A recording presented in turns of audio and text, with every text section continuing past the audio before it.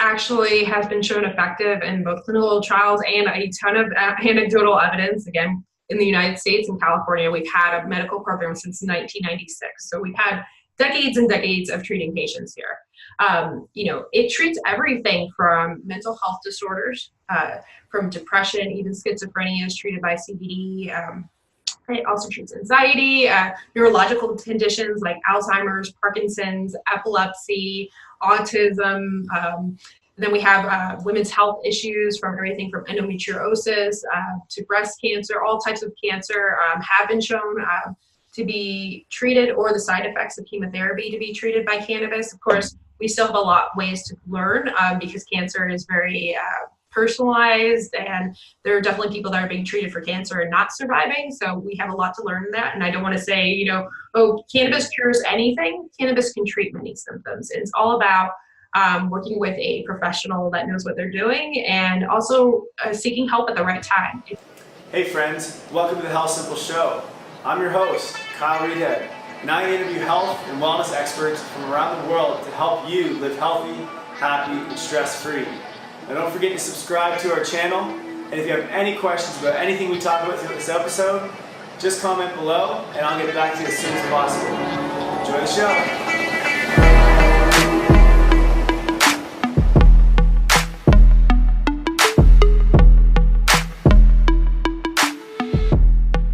All right, so we're joined today with Dr. Michele Ross, who is a PhD neuroscientist and author of the book Vitamin Weed. It's not too often that we have a neuroscientist talking about weed. So I'm super excited to have you on today to go over this discussion. As you know, I'm from Canada, and we've just had it legalized here recreationally. So I think this is a very important topic for not just Canadians, but everyone to understand. Michele, welcome to the show, first of all. Well, thank you very much. I'm so excited, and congrats. It's amazing. Legalization should be happening everywhere. Agreed. And it's taken a long time, I think, but we're here, and we're excited. Well, some of us are excited here in Canada. Can you just give us, sorry, I was just going to say, give us a quick background, but if you want to jump into that first, go for it. Oh, no. So I am a neuroscientist. I actually studied in Texas, and my very first paper was on how cannabinoids can grow brain cells, so adult neurogenesis. So people don't even realize you still have brain cells that are growing, and they're important for learning and memory and for drug addiction. And when I actually studied cannabis, I was very anti-cannabis. I grew up in front of a crack house in New Jersey, so I was all about, I'm going to cure all the drug addicts, including all the potheads. and little did I know that actually cannabis has all these amazing effects on the brain. So it's good for brain injury, it's good for Alzheimer's and Parkinson's and depression, and a whole gamut of conditions. And, little did I know actually later in my life, not only was I going to be a cannabis researcher and a drug addiction researcher, but I was also going to be a cannabis patient. And I have several nerve issues. And at one point I had a wrist that went completely dead. Like the nerves in here just stopped working. Wow. And I tried everything under the sun, from Chinese medicine to acupuncture and electroshock therapy to wake up my hand. And the only thing that worked was actually very concentrated massage plus cannabis. Really? And so cannabis just helped reduce inflammation in my arm, and it's something that I still need to use today. If I go about a month and a half without using any cannabis, the same thing happens. My wrist doesn't work at all. Wow. So for me, to be a neuroscientist, but also to be a patient, really gives me the understanding of, how these cannabinoids are working and how they are the most important, treatment on the market. So if you try all these different prescription drugs, all these different, surgeries, right, and they don't work for patients, and cannabis is really this non-addictive, non-toxic substance, there must be something to this. And in the United States, where we've had this as a Schedule I, taboo substance for a long time, it's been crazy. There's a lot of hardships to studying this. There's a lot of stigma around it. Doctors still don't quite understand it or believe it, or even think that patients themselves should have access to it. We have a very pharmaceutical market here in the United States. Oh no, if it helps you, it must be a drug, and you don't have any say in what you put in your body. I believe that it's a vitamin. That's why I wrote the book Vitamin Weed, to help challenge some of those stigmas. But my role really as a cannabis educator and cannabis scientist and founder of a nonprofit for cannabis and women's health.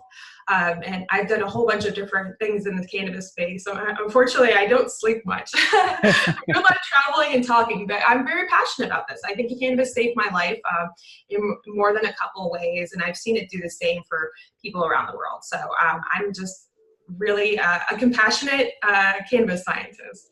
Well, it's amazing because I think a lot of people in your position with your background are almost afraid to step up and kind of fight the stigma that's going on. So, I mean, good for you for taking that step. I think a lot of us appreciate it. But here's a question. I mean, as you said, it's not addictive. It's not toxic. So why is there so much confusion when it comes to marijuana? What happened? I don't know if you can talk about maybe the history of it, but why is this such a problem? Why is there so much stigma around a simple plant? Yeah, so it comes down to the International Drug Treaty. So the United States, of course, caused all the trouble.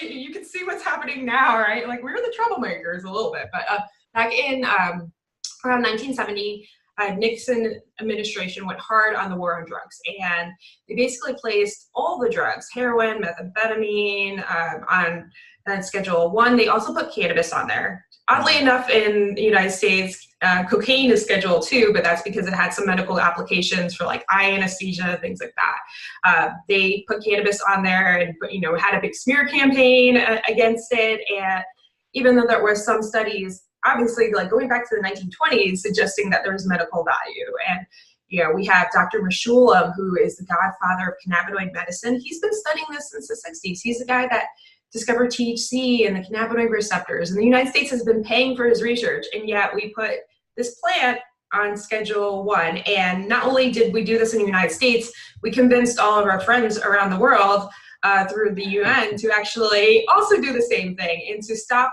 the sale of drugs, right? So drugs have to go and be spread around the world. So they basically said, if we're going to do it Schedule 1, you guys all have to do it Schedule 1, and no one can make this drug legal, because then there'll be drug sales or something like that. And that's actually why the United States was a little leery of Canada legalizing, because you guys were the first ones to break the treaty in, goodness, like 50 years.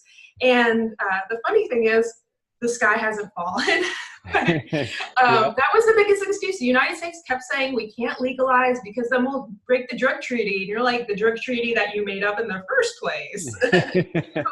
Like, we're civilized human beings. We make mistakes. We learn things. Like, we're always taking new data on all sorts of things. And then in drug policy, we're being very, dinosaur, very conservative. And even if it's the wrong way, we're going to be hard on drugs and stay that way. I've actually been a Drug Policy Alliance partner. That's an organization here that's based in the United States, but we work internationally to help destigmatize drug use, as well as criminal activities against drugs. If you go to countries like Portugal, where all drugs are decriminalized, if you're caught with any type of drug, I mean, you can be caught with methamphetamine. What you will be is, if you want to be, you can be referred to social services to get help, to go to free rehab, or to even, get a job, get placements, talk about why you're using drugs. There's no criminal sanctions. Even if you're a pregnant mom using drugs, like, they want to help you. They don't want to take away your child. They don't want to destroy your life. They don't want to get revenge on you because you're an evil person taking drugs.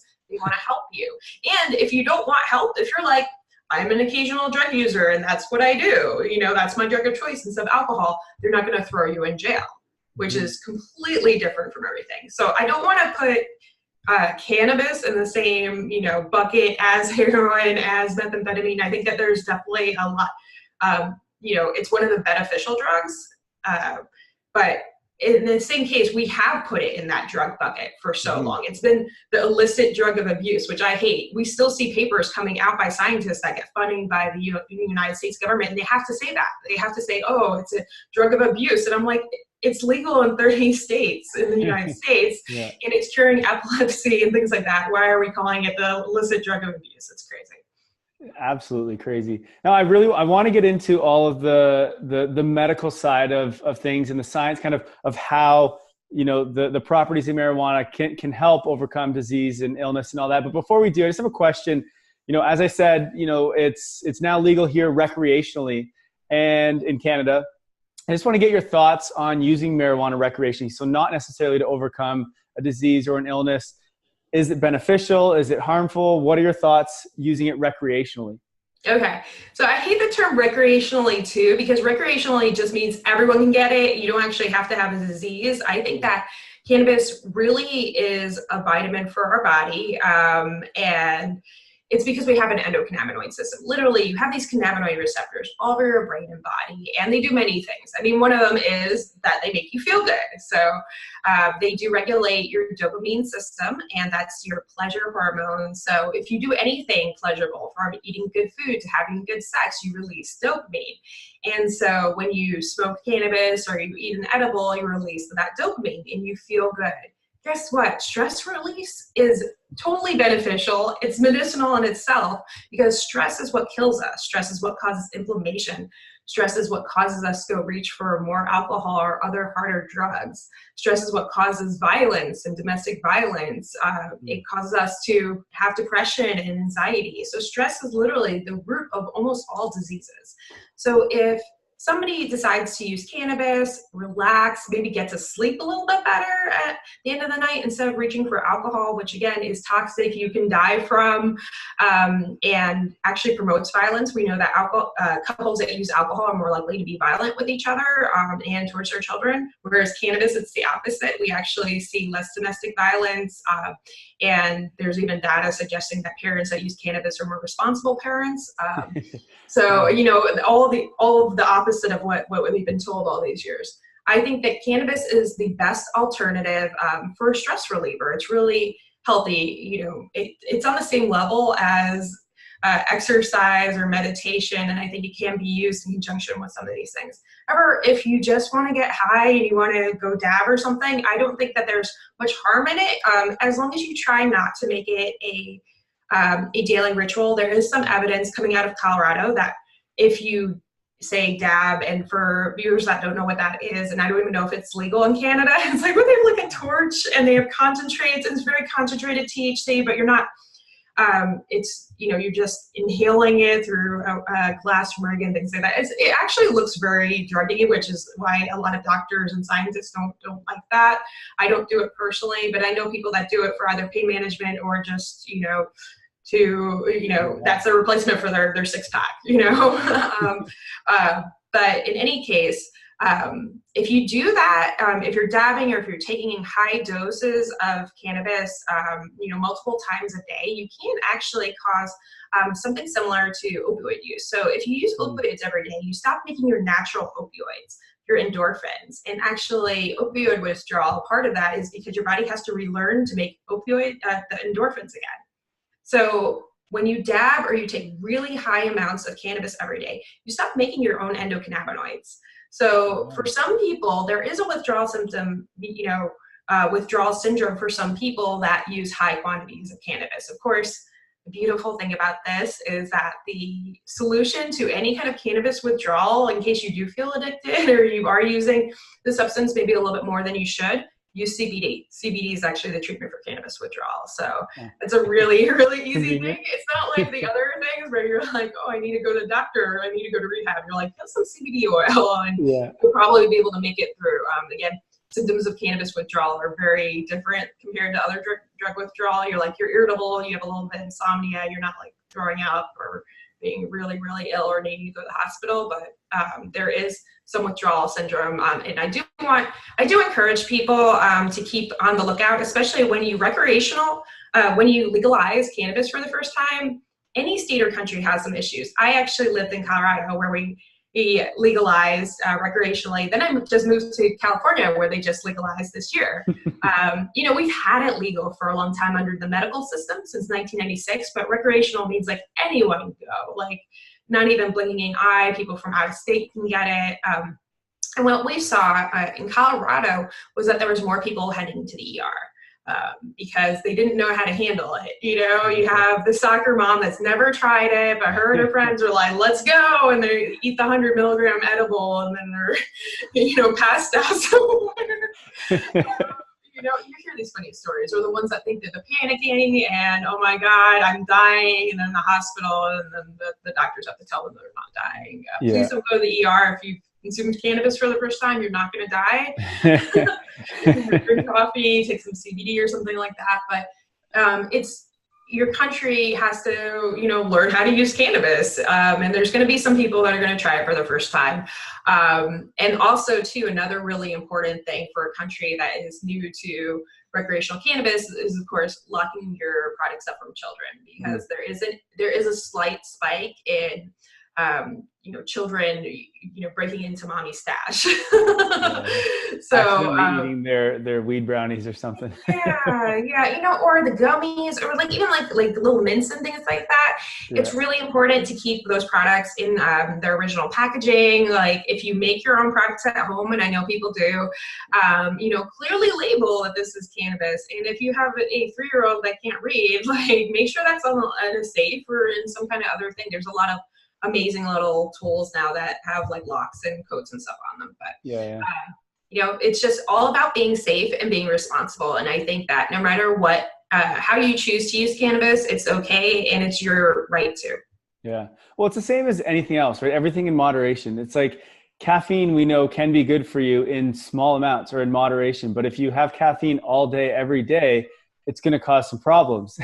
So It's the same with marijuana. Yes, there's a lot of studies to show it's good for you, but if you overdo it and you're just smoking it every single day or eating it every single day, well, there's likely going to be some problems that happen in your life, whether it's physiologically or, mentally. So I think that's an important thing to realize, is just learn how to manage it appropriately and don't do too much, because that's the way that we always like to go. Is we hear something's good and we're just okay, let's have that all the time. So one of the questions that I always have, and I'm always trying to look up, is actually smoking the weed harmful for you? Is there carcinogens from that?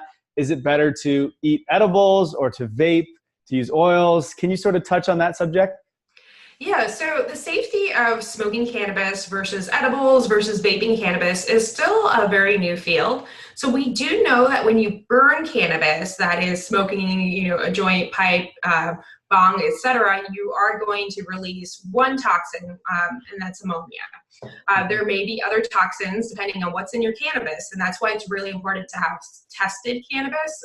If you have pesticides on your cannabis, you're going to inhale those pesticides too, and we don't know quite what the safety of that is. Also, mold. If for some reason you have untested cannabis, or you're taking cannabis from a place that is less than reputable, there have been cases where very ill patients, for example, cancer patients, have smoked cannabis with mold on it and actually gotten respiratory illnesses because they're immune suppressed.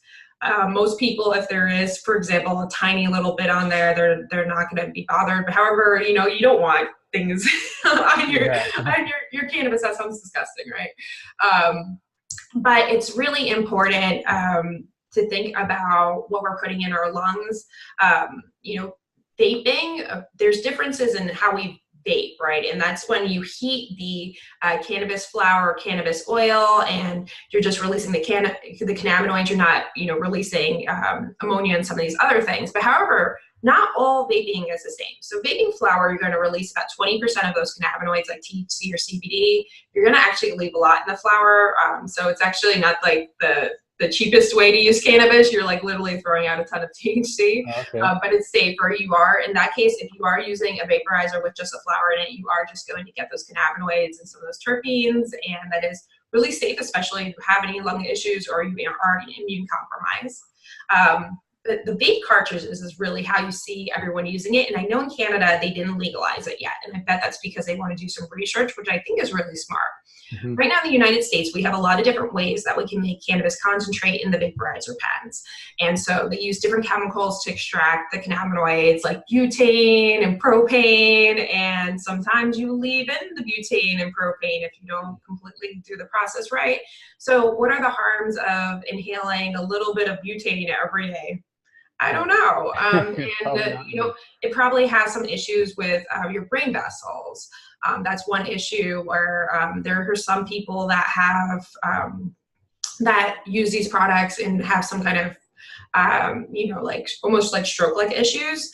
again, it's not the THC, it's the combination of THC plus other chemicals that should not be in there. So I'm hoping that Canada is the leader in some of this research and will, work with some of the other countries. I know Colorado has been looking at pesticide inhalation and some of these other things. I think that the solvents we want organic cannabis with no pesticides on there, or, pesticides we've known to be safe, because guess what? Like, eating something is very different than smoking it. So a pesticide that might be safe for eating, it may not be safe to smoke. So that's really important to note. Edibles, I love edibles just because, we have a lot of processes in our body for absorbing food, absorbing pesticides. Like, there are pesticides on our tomatoes and things like that. Our bodies can deal with it a little bit better than, say, smoking it. But I think that it's the best way for us to absorb those cannabinoids and really have the medicinal effects.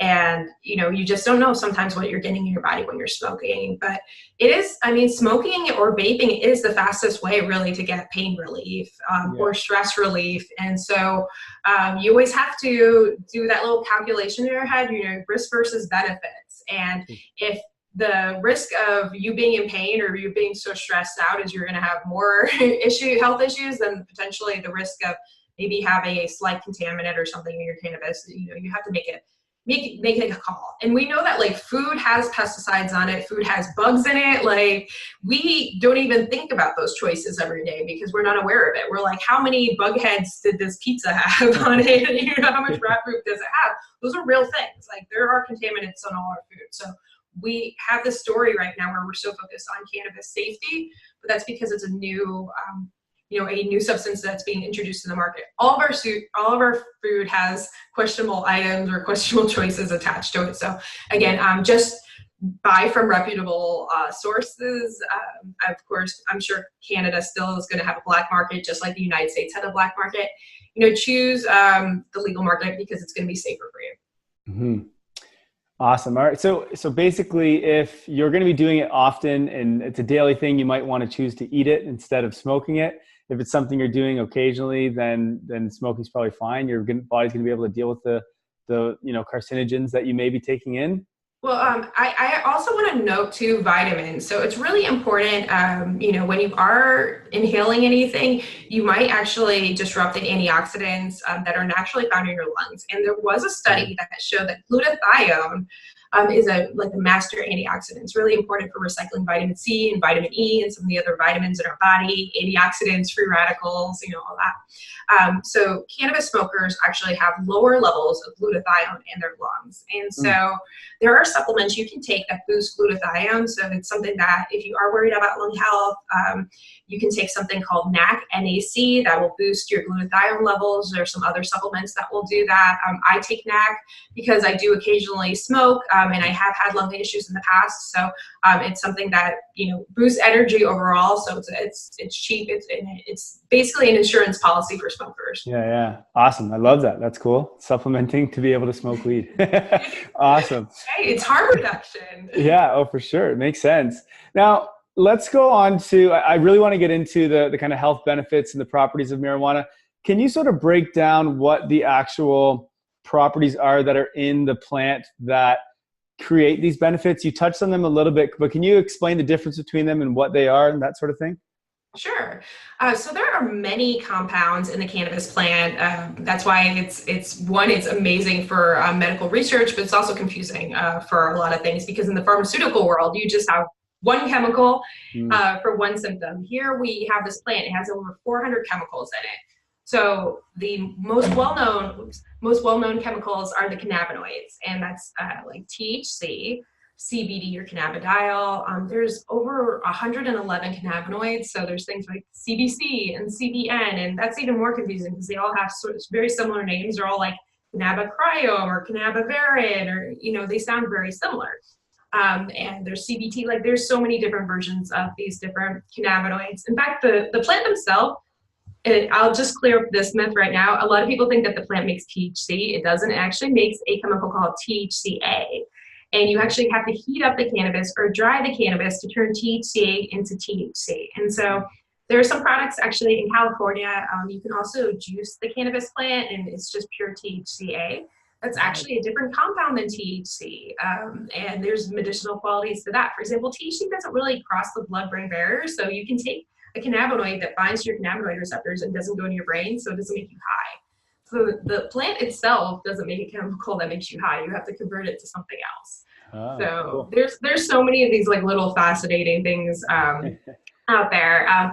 The other thing besides these cannabinoids, and each of them has different properties. Like for example, THC will get you high, CBD doesn't. It binds to different receptors. You have these cannabinoids like THCV is a really cool one. It's being studied right now for epilepsy. It's also good for decreasing appetite. Like from what we know, most cannabinoids increase appetite. It causes the munchies. In the United States, we actually had put the first THC drug on the market as Medicinal in the 80s because it helped HIV patients be able to eat. So increasing appetite is like a common property of cannabinoids. And then we found this one cannabinoid that did the opposite. So it was like the diet cannabinoid. So, we keep finding new ones that we're like, oh, that's interesting. Then you have these other compounds in there called terpenes. And you know what a terpene is if you've ever had an essential oil. If you've ever had a lavender oil and you sniff it, you're like, oh, that smells beautiful. And you have like lemon oil or orange oil. There's chemicals in there that have these odors that provide aromatherapy benefits and actually have physiological functions when you smell them, right? You feel more alert if you smell peppermint. You feel more relaxed if you smell lavender. Well, the terpene in lavender is linalool. These terpenes are also found in cannabis and hemp. And so this makes sense if you've ever sniffed a little bud and you're like, oh, I smell lemon, there's something lemony. Oh, it's super lemon haze. And there's different strains. Sour diesel smells different than a lemon strain. There's blueberry skunk. Again, I don't know if all the strains are the same in Canada. I'm sure you guys have a couple that we don't, but some of them have really goofy names. Yeah. But these terpenes are really important, not just for the smell or for the taste. They're important for the physiological benefits. And so a THC strain that has a lot of linalool in it might make you sleepy, whereas one that has more pinene in it, for example, might make you more focused and alert. So there's a lot of different things happening. And we know that the terpenes are actually responsible for what we call like the sativa versus indica, which is not a classification I like, but for a newbie watching this, a sativa strain is supposed to be a THC strain or product that makes you more alert, more focused, more creative. It would be something you take for daytime. Whereas an indica would be something that you take before you want to go to bed, or if you want to be really relaxed. It's for turning your brain off. So there's some people that are of course always different and will need an indica during the day and a sativa at night. Like people that have ADHD, for example, are a little bit different. But in most cases, these chemicals in these plants, it's not just one cannabis plant. That's why there's so many different strains, is because these terpene variations, the cannabinoid variations, and then there's other chemicals in there that we haven't even touched on too, that we don't know too much about. But we know that there are chemicals in cannabis, like there's vitamin K in cannabis, like in the actual plant. Of course, when you're smoking it, you're not going to get vitamin K.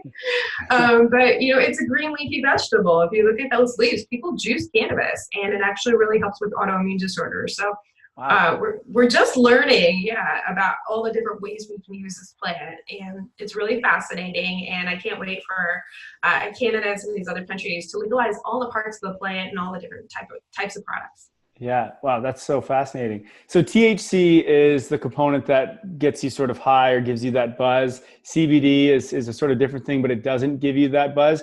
Do different types or the different names in that of marijuana, there's so many, do they all contain different amounts? And do we know the amounts? Like, can we go and find a certain weed that has maybe lower THC and higher CBD if we didn't want as much of a buzz, but we still wanted the health benefit? Is that possible? Yeah, so some of the different strains, most of the strains actually have been bred for the recreational purposes. So growers like to make high THC strains. And in fact, over the years, the amount of CBD has sort of been bred lower. So if you want a CBD strain, you have to go and ask for that. So you want a high CBD strain. There are some strains and products that are almost all CBD and very little THC.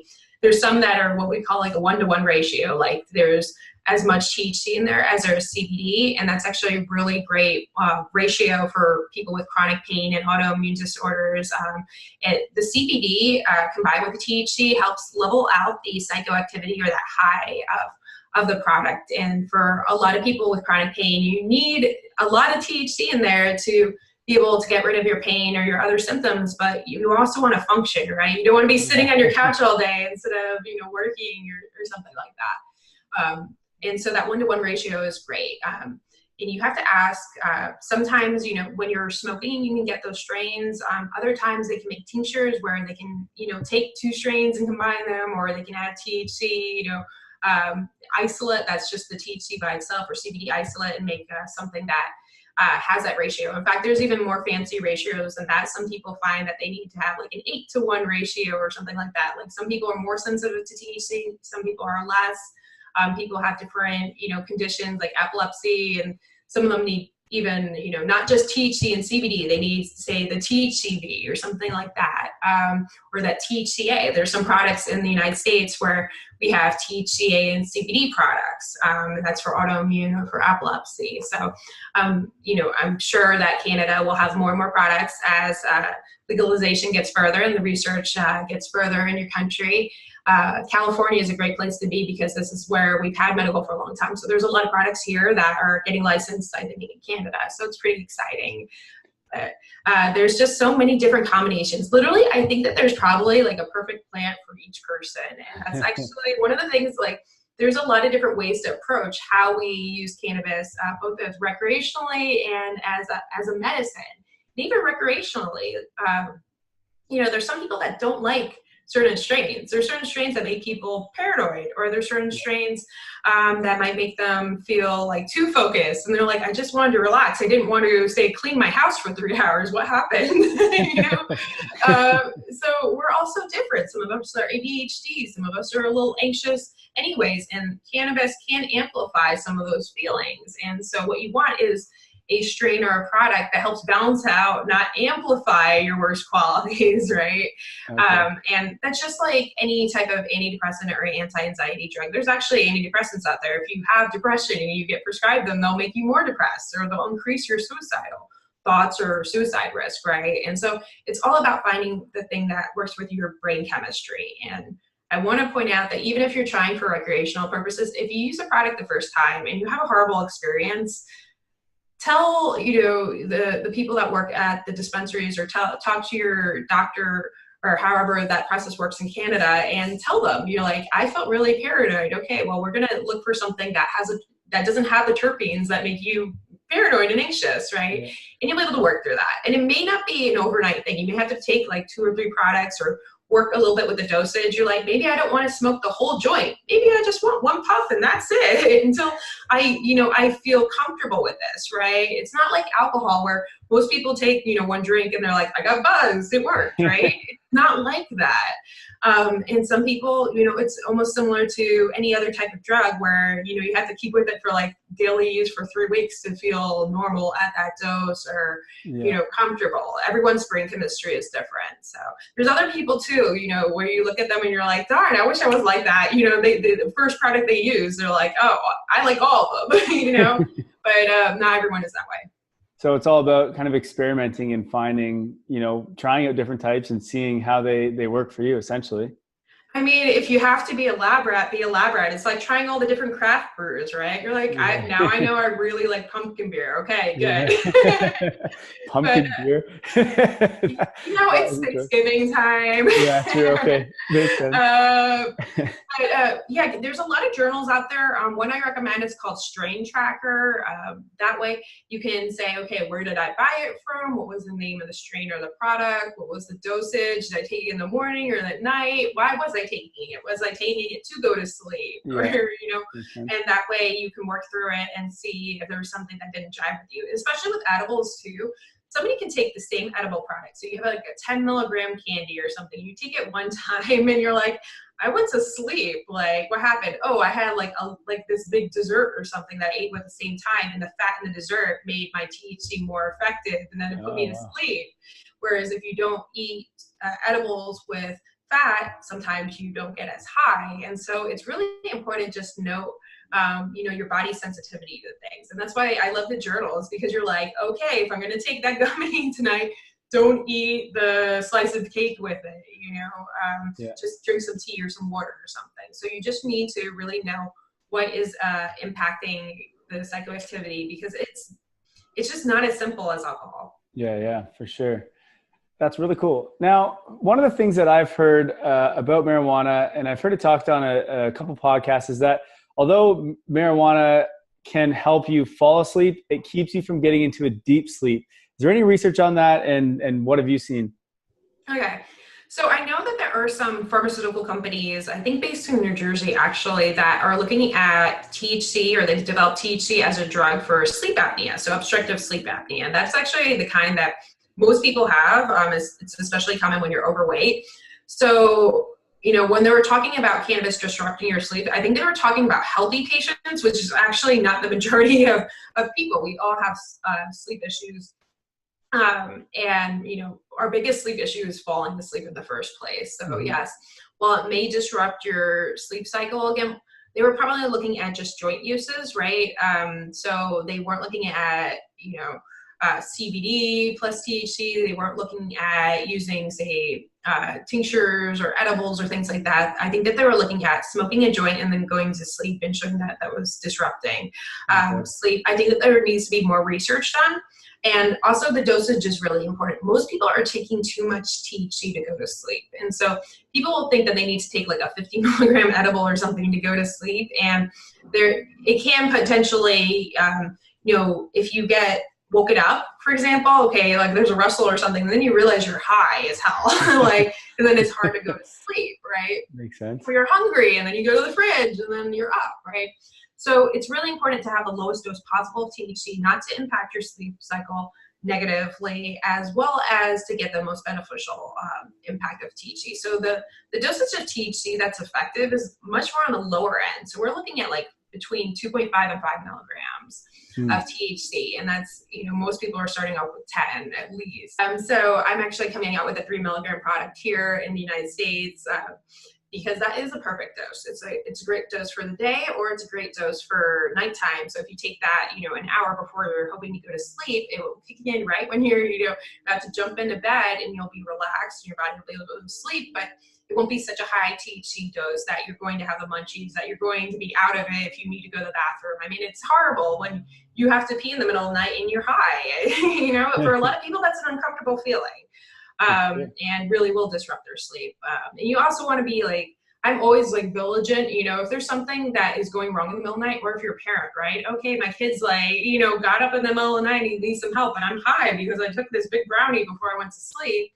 That might not be ideal. So, think about it as any other medication. You don't want to take, for example, there's a drug in the United States we call Ambien, and at certain doses, it's you won't wake up in case there's an emergency, or you'll be out of it, or like sleepwalking somewhere or something weird. Like weird things happen, and so you always want the lowest dosage that will put you to sleep without interfering with sleep. So hopefully there'll be more and more products too that are even looking at, say, CBD plus THC. Like what is the magic ratio, magic dose, or magic terpenes in there that'll get us to sleep, and we'll all be on it. Yeah, that would be the perfect world. Is there supplements or anything like that that's being made with these, where, I mean, you could just take it in pill form instead of having to smoke it or put it into like some sort of food? Yeah, so that's why I was talking about the microdoses. So if you look at like an Altoid mint or something like that, I don't know if you know the brand. So, these mints are great because you just put them under your tongue, they dissolve. Okay. So that's what we call sublingual. So sublingual is also like the tinctures with the drops you put under your tongue, and you wait 30 seconds and they get absorbed through your system really fast. But I don't like drops. Most people don't either. It's really hard to dose them. And you're like, did I get 3 drops or did I get 15? I don't know what just happened here. I squirted myself in the eye with a dropper. So mints are a really great way to get the cannabinoids in there fast. It doesn't even go through the liver. It literally goes straight in your bloodstream. So you're going to have effects within 10 minutes. So, most of us don't really plan that well. We're not going to be like, okay, I'm going to go to sleep at 10 p.m. Let me take this edible right now at 9 p.m. Like who knows? But we're more likely to be like, oh crap, I stayed up too late. Let's go to sleep now. Oh, I can't because I just took a coffee at like 8 p.m., So that sublingual form, whether it's a little candy, is a really easy way to discreetly use that, as well as just know that you're getting the same dose every time. So I really do like candies or mints.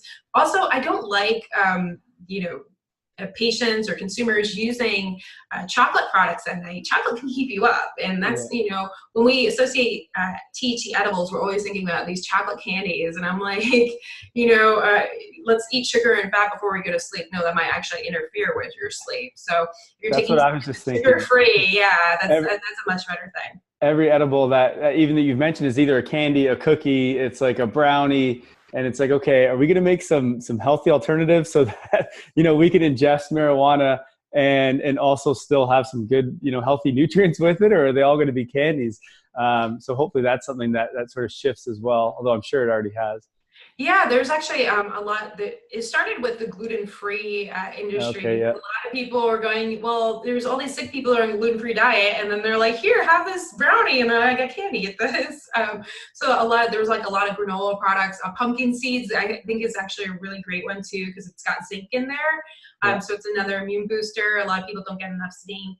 So there are some products out there, but really sugar-free mints, I think, is a great one because it won't have anything caffeine or anything that'll interfere. I think that's something with linalool too. I think that there are some products that are coming out that are THC plus something that will put you to sleep. Myrcene is another terpene too that helps people get to sleep. It's the one that we associate with mango, but it helps THC get in your brain better. So you could actually use a lower dose of THC if it has that terpene available in it. So when people talk about products, we talk about THC by itself or CBD by itself. Those are called isolate products where they just have that chemical. They don't have anything else in there. They're literally just sprinkled some of that cannabinoid in and mixed it in with chocolate or something else. Full spectrum means that it has the THC and or CBD, and it has all the other terpenes and all the other chemicals in the plant that have that entourage effect. So again, if you want to go to sleep, you want a product that also has the linalool, that also has myrcene in it, so that it will really put you to sleep rather than just that one cannabinoid that might, instead of putting you to sleep, just give you the munchies.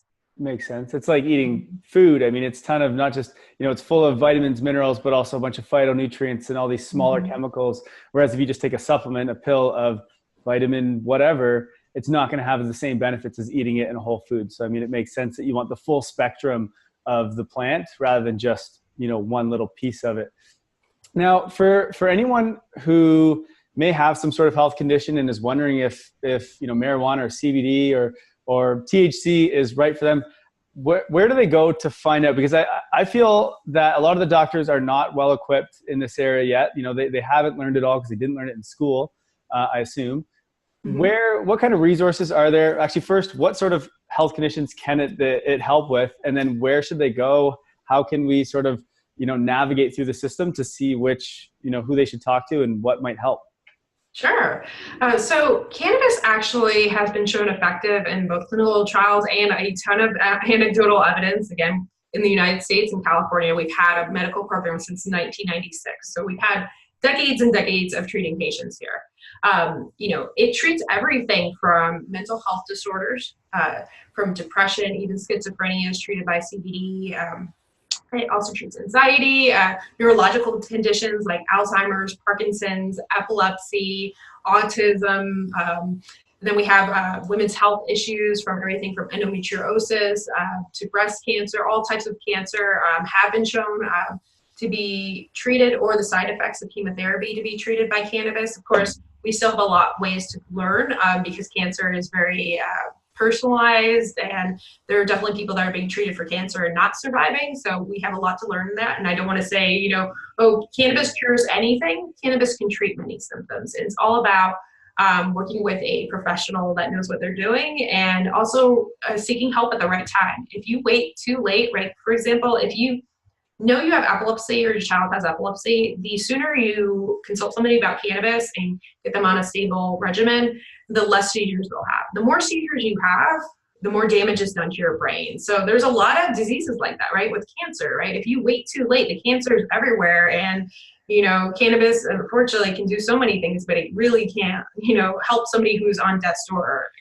It's too late. So there's a lot of conditions. One thing I want to state is that it's probably not the best for heart conditions. There are some people that shouldn't take cannabis. For example, if you have arrhythmias or some kind of heart condition, you should definitely talk to your doctor. That's the one thing where it may not be safe for you. This for some people, especially with blood pressure and things like that too. If you're on blood pressure medication that lowers your blood pressure, for some people, cannabis can lower their blood pressure more. So what that means isn't that they can't take cannabis. It means they might need to lower their dosage of medication. Mm-hmm. So this is really important. So CBD and THC can cause some minor drug interactions or some major ones. Like for example, with there's a specific epilepsy drug they know you cannot take CBD with. And because people are taking it for epilepsy, it's really important. So if you are on several medications, or if you have medications where if there is a drug interaction, you could die, like epilepsy or schizophrenia, and any mental health issue where you might say hurt yourself or harm others, definitely talk to your doctor. And again, most doctors don't know. What's nice about Canada, and I really wish the United States would do this, but because it's not considered a legal drug here, we can't have the same conversations legally. In Canada, the licensed producers or dispensaries actually now have partnerships with staff that educate. And so what happens in Canada is if you are thinking about cannabis, you go see a center or to find out whether you even qualify for a condition. Again, it's recreational now, so it's not like you have to go through that whole thing. But if you do have a chronic illness, it's good to talk about it on the medical regimen. And so, you go and you say, okay, I have arthritis. Okay, sounds like you have medical needs. Okay, they're going to send you to a nurse that's going to then talk to you about how you would use that product or products for your condition and help you, optimize your dose and everything. And if it works, it works. If not, you can go back to them and they'll walk you through it. Some of these other producers have hotlines and things like that. I've met some amazing people. I have actually traveled to Canada for a little bit. I spoke at Cannabis earlier this year. So I've gotten to see some of these brands. They really have some top-notch people that are there to help. They're very, very open, well-educated. I've helped provide some education too to some of these different groups. So, you're in good hands in Canada. I can't say the same for the United States, where sometimes you walk in a dispensary and they're like, we got dabs, man. But they're just learning. Like, it's just so cute. Like when you go to a state that just legalized like anything for the first time and they're like, I just learned about a CBD yesterday. They may not be able to help you with your cancer. Yeah. And so that's, that's the job that I actually do. So I'm CEO of Infused Health, and I coach patients on how to use cannabis for chronic illness. I do focus on cannabis and women's health. So everything from autoimmune disorders, pelvic pain, which, the majority of women actually suffer from some very, very serious women's health issues that are not treated by traditional medication. And there's a lot of people that just need help. I mean, if you have a chronic illness, you're on multiple medications. You might even be on morphine or opioids, right? And it's not a simple process to say, okay, I'm going to go cold turkey. I'm going to stop all my drugs. Like, that's not exactly safe, right? And your doctor may actually say, hey, it's not safe to take morphine and cannabis at the same time. But we actually know through the literature and through working with patients that people take less of their opioid drugs when they use cannabis because it doesn't feel good. And it's actually much safer to get them off the opioids because opioids kill people. Opioids cause addiction. And so it should be the goal of the medical system to get everyone off their drugs. And it's not. In the United States, we look at it as, oh my God, they're abusing more drugs. And it's not. It's actually people are coming off their drugs. And they find that cannabis is more effective for their condition. So there's lots of places to go. I'm really bad at all the acronyms because that's all these organizations are always like MMPR, like ACMR or something like that.